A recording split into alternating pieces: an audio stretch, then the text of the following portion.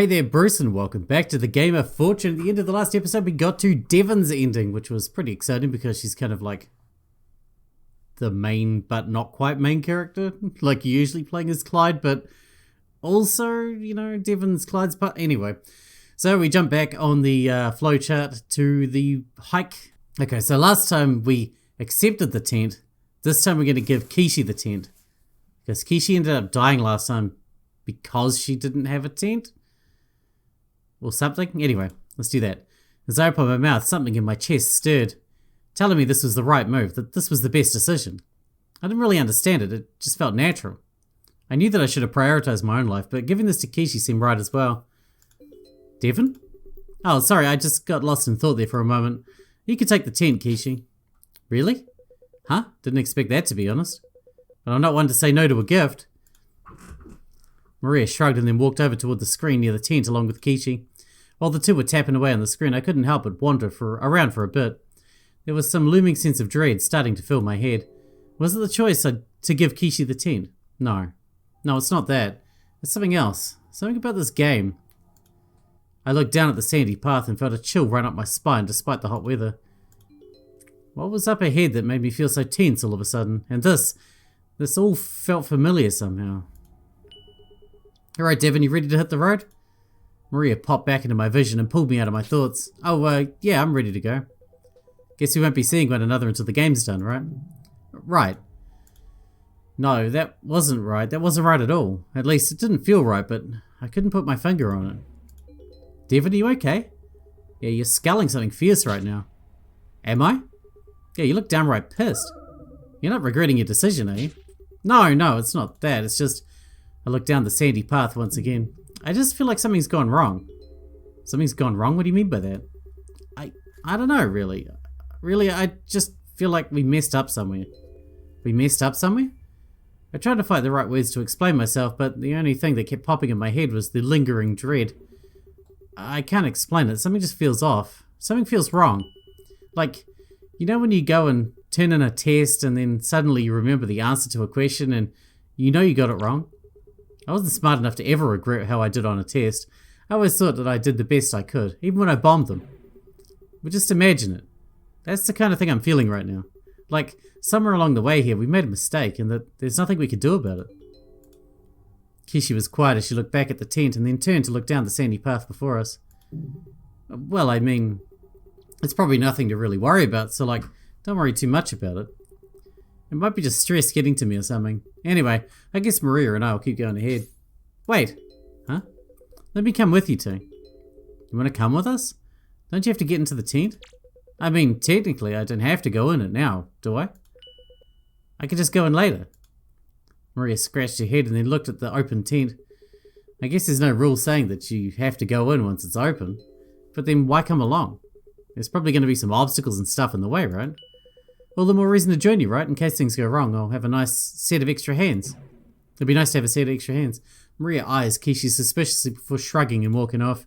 Alright, guess there's no harm in it. Let's get going then. Maria continued down the sandy path. I was quick to follow right behind her, but Kishi seemed a little slow and was hanging a fair bit back. She seemed to be thinking something over, but I didn't want to interrupt her thoughts, so I just continued right behind Maria. Soon the climate began to shift. While the temperature was still high, we began to see grass growing along the ground, along with a sharp increase in humidity. After a few minutes, we came across another sign. Wetland ahead. Beware of wildlife. Well, that would explain why things suddenly felt so humid. Wetlands are like swamps and stuff, right? The kind of thing further down south? Yeah, the ones that are buzzing with bugs, reeds, snakes, alligators. That sounds like a terrible place to take a hike. At least this desert is kind of fresh and clean. It's dry and you only have to worry about sand and not bugs.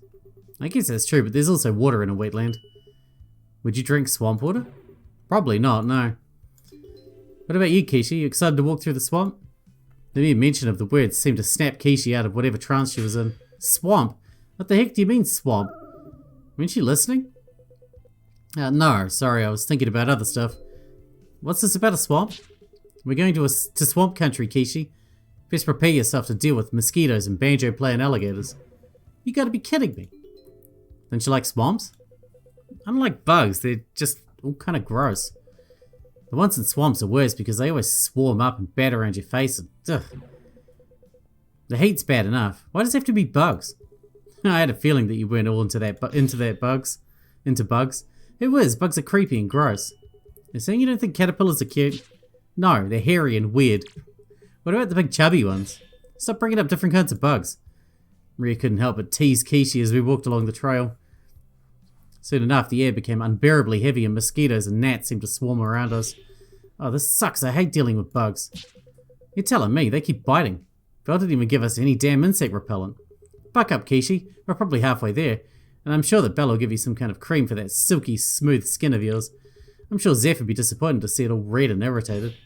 That's not funny. It's a little funny. Do you want my jacket? It's hot, but at least you'll be able to cover up your arms.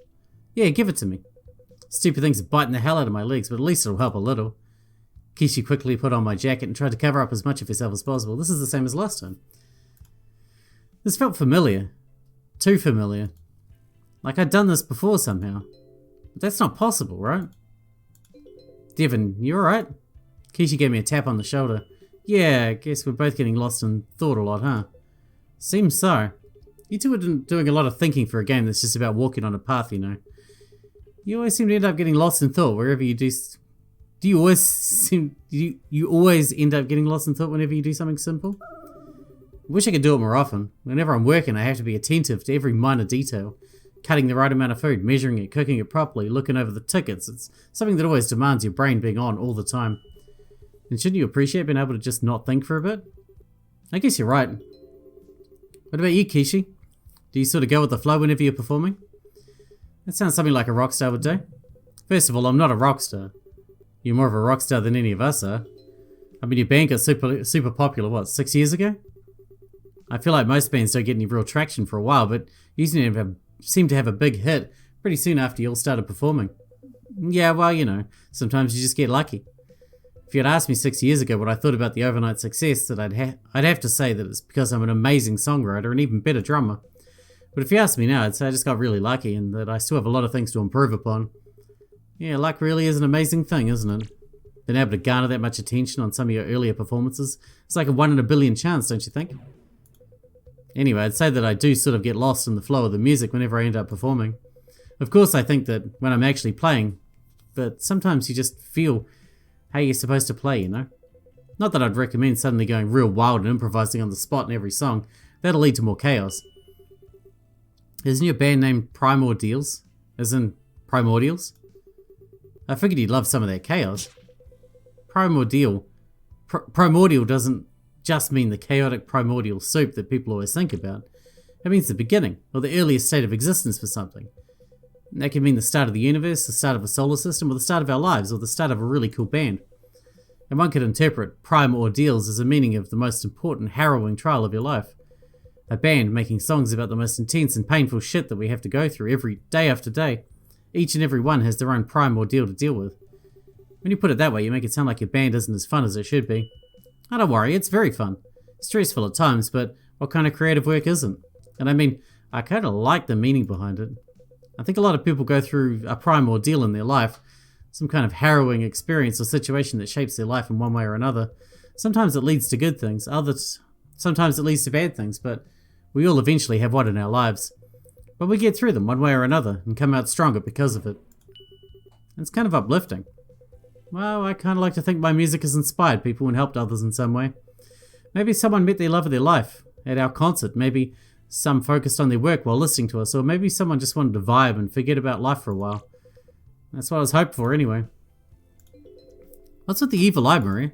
Oh, nothing. I was just thinking about what you said. About the primordial stuff, having to go through some intense, harrowing trial in life. I can kind of relate to that. Yeah, I guess you can, huh? This is all just a personal philosophy thing of mine. There's no real evidence or anything behind it, of course. I know some people get tempered by hardship as much as they're broken by it, but I like to think that on average, what doesn't kill us makes us stronger. Yeah, I can agree with that. Speaking of, looks like it's time for you to face one of your biggest fears. Huh? Maria pointed toward the trail, where it seemed to dip underneath the brackish swamp water for quite a while. Are you gotta be kidding me? Please tell me there's some alternative route. I don't want to have to wade through fucking swamp water. Yeah, that's honestly gross. Who knows what's in there? If I had to guess, probably tadpoles, fish, frogs, maybe even Leeches? Stop, will you just stop, Maria? She smacked the girl on the side as she warily looked around for an alternative path, but the trail didn't seem to deviate, and as far as we could see, there was no other way to get across the water. Oh, for fuck's sake. Ain't you the one who said what doesn't kill you makes you stronger? You'll get through this and you'll come out tougher than ever. Yeah, and sopping wet from the waist down. You two are not helping. Like, if it makes you feel any better, I'll go first. That way you can see if it's nice and safe. I'll go after her if you need more time to compose yourself. Yeah, that'd be fine. Perfect, alright, I'll lead the way. Maria continued through the trail, stepping fearlessly into the water, and seemed a bit surprised as to how deep it went, stopping at just above her waist. It's kind of warm. Like a big murky soup. Please don't describe the swamp as warm soup. A warm stew then? Stop describing it as food. Maria snickered and then beckoned me to follow her into the water. I was hesitant, but at least I was wearing jeans, so if there were any leeches or snakes or leg-biting fish, I'd have some kind of protection. And once I waded in, I felt, well, corrupted by whatever horrible forces were in this water. It was warm, but I could already feel this mucky grime all over my body. Ugh, gross. But aside from that, it was fine, and we both turned to Kishi, who was still hesitant to take as much as a step into the water. Come on, Kishi. You're not going to get anywhere if you just stand around, you know. I'm going. Just give me a moment. Kishi took a deep breath and then slowly inched her way into the water. Gross, gross, gross. Oh my fucking god, this is disgusting. Why did bell makers do something so damn gross? Well, I'll take gross over something comfortable and dangerous. Ice lakes are a real pain in the ass, you know that? I fell into the water too, you know. I much prefer that than this. Quit your complaining, we're almost halfway there and the water isn't getting any deeper. Kishi groaned but continued wading through the water all the same. Just as we were passing the halfway point, I felt something brush up against my leg. What the? And then I saw something disturbing in the water, just ahead of me. What? What? Something just brushed against my leg. It's probably just a twig or something. Yeah, but there's something in front of me too. Maria paused and turned to look at the water, and without hesitation, reached in and began to feel around for what was in front of me. You mean this? She pulled out a small turtle from the water and shook it in front of my face. This is also we've also done all this before. It's just a turtle? I wonder if it's skippable. It is not. Watch out, it might be an adolescent variant karate tortoise. I felt like an idiot. I just tried to shake off the embarrassment, but Maria couldn't help but chuckle. You both are so on edge. Most animals are afraid of humans, you know that, right? If they even nipped us, they'd realize that we're not even the stuff they normally eat. That doesn't make it any less scary, you know that, right? Doesn't seem all that scary to me, honestly. Look, all that worrying and I can see the next tent in the distance. Nothing scary except for the horrible possibility of swamp parasites. Maria? Maria continued snickering to herself as she climbed out of the water first. I was just behind her, eager to get the hell out of this rank swamp. Just as I got my foot on the ground, I turned back to look at Kishi, who was just as eager to get back onto dry land. Good God, I'm never going near another swamp again. Kishi got one hand in the ground and began to pull herself up. And then suddenly her entire body jerked back into the water. Kishi? I could barely see her. The water was so dirty and opaque I could only make out an arm and a leg that was flailing out of the water. What happened? I don't know, she was getting out of the water and then she just fell back in. But she didn't fall in, no, she was yanked back in. It happened so fast I didn't notice it, but now I could see moss green scales poking just out of the water. A crocodile. And in its maw was Kishi's arm. Holy shit, is that an alligator? I didn't bother responding. Something in me moved before my body could even speak. Some fire of courage ignited in me, something that I didn't even know I had.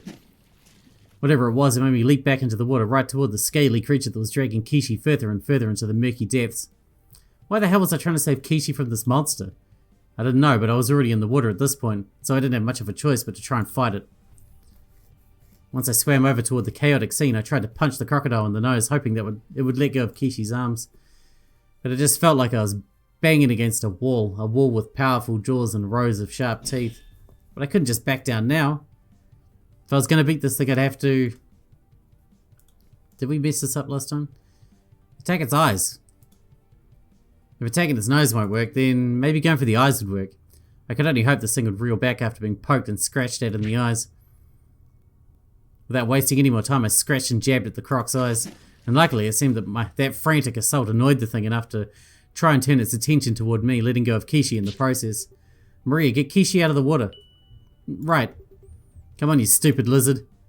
I splashed water at the croc's face, trying to keep the attention away from Kishi as she dragged her as she dragged her back onto the land. The croc snapped at me a few times and somehow I managed to just keep out of reach from getting my hand chomped and torn off. That's right, you annoying reptile, you can't... What the fuck am I doing? My sudden burst of courage had died down and I now realized that I was face to face with a bone-tearing apex predator. Fuck. My bravery quickly turned to cowardice and I was now sprinting as fast as I could toward the shore. I could hear the crocodile swimming in a frenzied rage right behind me. In desperation, I made a leap of faith to get onto the land, scrambling and clawing my way further away from the water. I turned around in terror as the crocodile was snapping at my feet, only inches away from pulling me back into the water. Back off! Maria rushed over and delivered a swift kick to the croc's face, which seemed to be just enough to make it retreat back into the water. And stay out, you overgrown skink. I stumbled back, still afraid that it might come back and infuriated by the insult. But after a few tense moments, it was clear the crocodile wasn't going to be chasing us anymore. And with a few slow breaths, I was able to calm myself down once again. Holy shit, that was intense. You can say that again. You alright? I'm fine, I don't know, something just took hold of me. How's Kishi doing? I'm alright. Kishi was holding his shoulder as blood trickled down the various punctures that ran down her arm. Surprisingly, her arm seemed to be in decent shape despite how bad the croc had attacked her. Are you sure? I mean, that thing looked like it was going to tear your arm off. It might have if you hadn't jumped in to help. I mean, I don't think anything's broken. Just a lot of bad bites. Don't crocodiles, eat, wildebeest and huge animals all the time? Like, crunching their bones and stuff into paste? I find it hard to believe you just got away with some minor bites or something. Kishi shrugged. Well, she tried to shrug and then winced as she held her other shoulder. Still hurts like a motherfucker, though. So I guess it got me bad. Let's get you over toward the tent. Then we can see how bad it really is. We carefully led Kishi over toward the tent. And as luck would have it, there were some medical supplies nearby. Bandages, antiseptics, gauze, the whole works. Oh, you're always going to get attacked by that crocodile? Seems a little suspicious if we got medical supplies that could treat injuries. It does seem like that, doesn't it? Before you start theorizing about that, let's make sure you don't have anything major. If I'm still standing, walking and thinking, it can't be that bad, right? Besides, as long as I win the game, Belle will fix everything up as usual anyway. Maria inspected Kishi's shoulder and arm, carefully looking over the wounds before digging through some medical supplies. Well, you're right, it doesn't look as bad as it could have been. Your arm and shoulder are probably going to swell up a bit more, but it doesn't look like anything's broken and the bleeding isn't that bad. See, everything's alright. We'll see if you're still singing that tune as we clean everything out. Mind giving me a hand, Devon? Sure, what do you need? Not much, just hold Kishi's hand as I disinfect everything and wrap it up. It'll be fine, I don't need comfort like that. Alright, if you say so. Don't say I didn't warn you. Kishi just raised an eyebrow and silently waited for Maria to clean up her wounds. I winced as she started wiping her arm with alcohol swabs. I know that I probably would have at least hissed from the pain, but Kishi, well, she just sat there grimacing, but otherwise kept her mouth shut. Occasionally she'd make a small gasp, but then she'd swallow whatever pain was caught in her throat back down. And eventually Maria cleaned everything and started wrapping Kishi's wounds with gauze. Alright, that ought to do it. See, told you I'd be able to handle it. Yes, you're a big girl, no one's doubting that, alright? Surprised that someone like you can handle getting wounds cleaned out, but you can't handle the idea of bugs. Because bugs are gross. Yeah. Oh, Maria looked around the tent a bit more, seemingly noticing something before returning with a basket that had another set of clothes for each of us. Talk about good luck. It probably wasn't luck. Belle likely left those here for us. Well, I really don't want to continue walking this trail with clothes heavy with swamp water. So that's appreciated. Yep, well, let's make this snappy. No point wasting time, right? I'll get changed on this side of the tent. Maria didn't waste time moving out of our line of view and getting into less swamp-stained clothing. Meanwhile, Kishi looked at her pile of clothes with a hint of frustration. She'd probably need a little aid getting dressed considering her injury. Right, Kishi, you gonna need any help getting dressed since your arm probably still hurts? Maybe a little. Even though my arm doesn't hurt that much, it does hurt moving it around. So it might be a little hard getting another shirt and bra on, you know? If it's not too much trouble. No trouble at all. Just let me get changed first real quick. Thanks, Devon, I appreciate it. I got changed in some fresh clothes and then went to help Kishi get changed into hers. It was mostly sullen affair. I didn't want to make things awkward. But that didn't stop Kishi from piping up after I'd helped her a fair bit. Devon, why'd you jump in the swamp for me? Huh? Just curious, that's all. I don't really know what you mean. Kishi seemed dumbfounded by my answer, then clarified herself. I guess I'm trying to figure out why you go and risk your life to help me out. You could have just left me to get torn apart or drowned or, well, anything. So I just kind of wondered why you jump in to help me.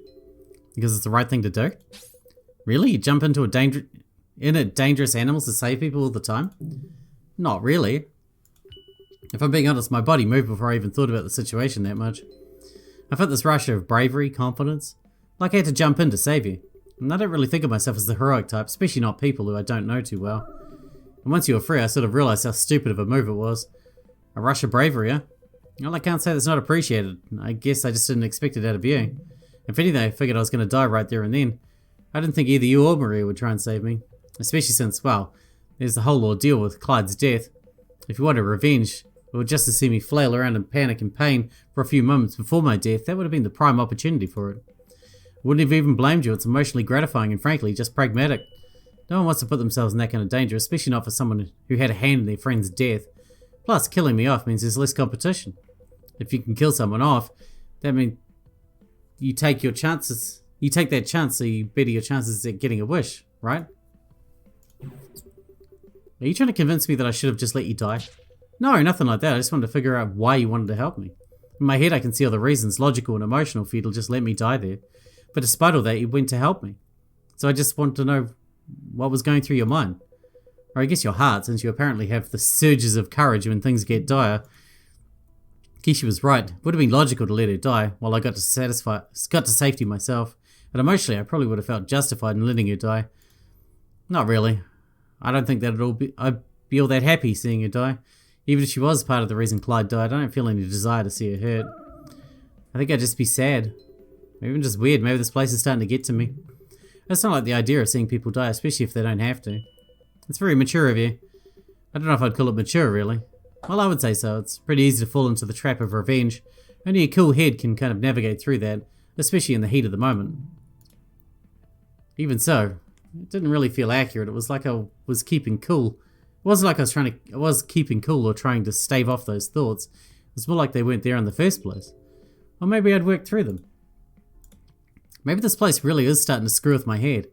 Whatever the reason, I guess, I just wanted to see you not turn into a crocodile's dinner. And it's greatly appreciated. Now, let's just finish up here. Well, we've still got to decide who's taking this tent, right?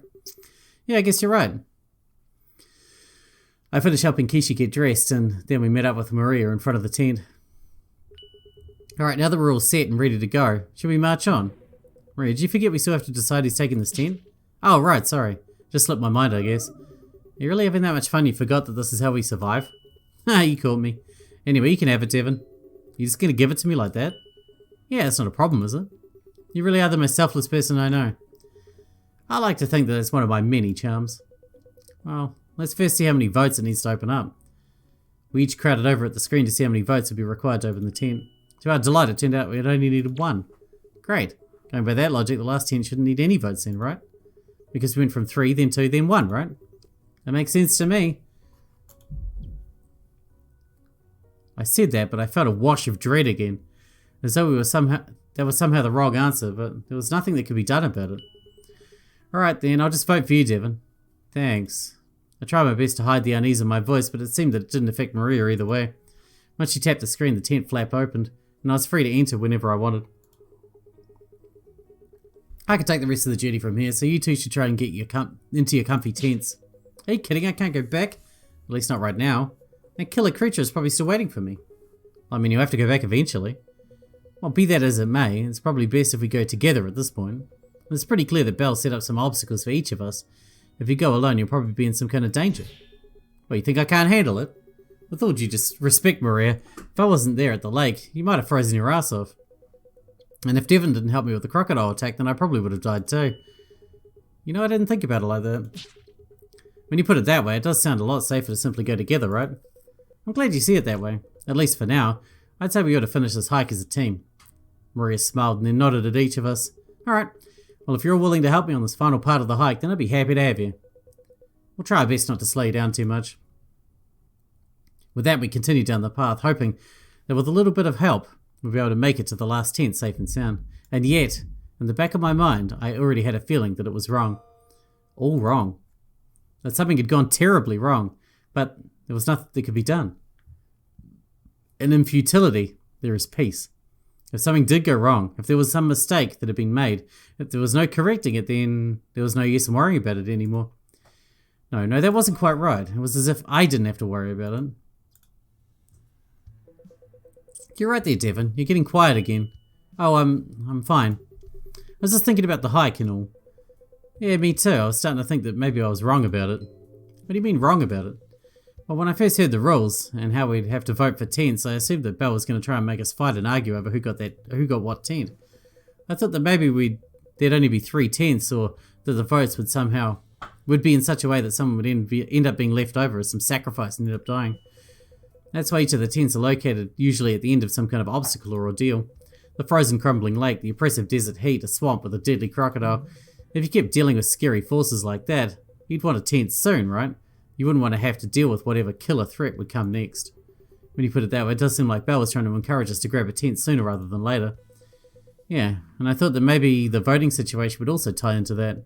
But it doesn't seem to be that way. If anything, the number of votes needed for each tent is going down as we progress. But at the same time, it feels like we still need to be a group to survive, if that makes sense. Like if we weren't together for the lake, then someone could have drowned, or if someone wasn't there to help me at the swamp, then I would have died. It's just kind of weird, but maybe it's not as bad as I'm making it out to be. Maybe. But as long as we win the game, it doesn't really matter if we get how it works. I guess not. Maybe I'm just overthinking things again. Take it from me, sometimes the simplest solution is the best solution. If only I could have a straightforward and honest attitude like yours, Maria. My sunny disposition is also one of my many charms. We all laughed alongside Maria. She really did have an attitude that just uplifted you. That kind of charisma was always appreciated. Oh, has anyone checked up with Laura, by the way? We wanted to get bored and lonely in that tent. I talked with her a while back, but I guess it wouldn't hurt to catch her up to speed with what's happened. I can do it. I haven't chatted with her in a bit. Hey, Laura, how are things on your end? I'm doing alright, a little bored and somewhat worried. Are you okay? I'm guessing you found some free time. Yeah, we just made it past the 3rd tent, and we're going to the 4th one now. Are you going to the 4th tent? Who else is with you? Kishi, Maria, and I are all going together. You're all going together? Yeah, I actually got into the 3rd tent, but we wanted to go together. Kishi has the 2nd tent, and Maria will get the 4th when we get to it. I see. Now I feel kind of bad that I didn't go along with all of you. Don't worry about it, I fought off a crocodile. What? Yeah, not to brag, but I was pretty cool. Though Kishi did get hurt by it, but she's okay now. You're strong if you're able to fight off a crocodile and not get killed. What can I say? I'm tough as nails and hard to kill. Well, that's good. How's Kishi doing? Is she alright? Aside from some injuries on her arm and shoulder, she's alright. I see. I was just worried about her is all. She asked me a few personal questions a while back. Like what? Oh, well, you remember how I said I was asked to kill someone on a wish here? Sorta. Kishi asked who it was that I was meant to kill. Did you tell her? No, I felt weird talking about it. But she was really insistent about it. When I wouldn't give her a name, she asked who wanted me to make that wish. I didn't have a name to give, so it was sort of an anonymous representative of that Digits of Eden group. Then she just stopped texting me, so I figured she was angry with me. Want me to ask her? No, don't ask her. I don't want to make her angry. I just don't get why it's all that important to her, why she knows who I was asked to kill. It's not something that is really easy to talk about anyway. Alright, I won't ask. But she hasn't seemed angry, if that makes you feel better. Hey Devon, looks like we're about to come up to our last obstacle. Put the tablet down and check it out. Alright, give me a second. Gotta go. Looks like we're about to get to something important. Talk to you later. Okay, be safe out there, Devon. With that, I tucked my tablet away and looked ahead to see what it was that demanded my attention. Alright, we're going to wrap this one up here because we're out of time. Once again, nice to be back on the hike, I suppose. It's the same, but it's also different. And this time, Maria's going to die. And, wait, Kishi died last time, right? I can't remember. Anyway, thanks for watching, Bruce, and I'll see you in the next one.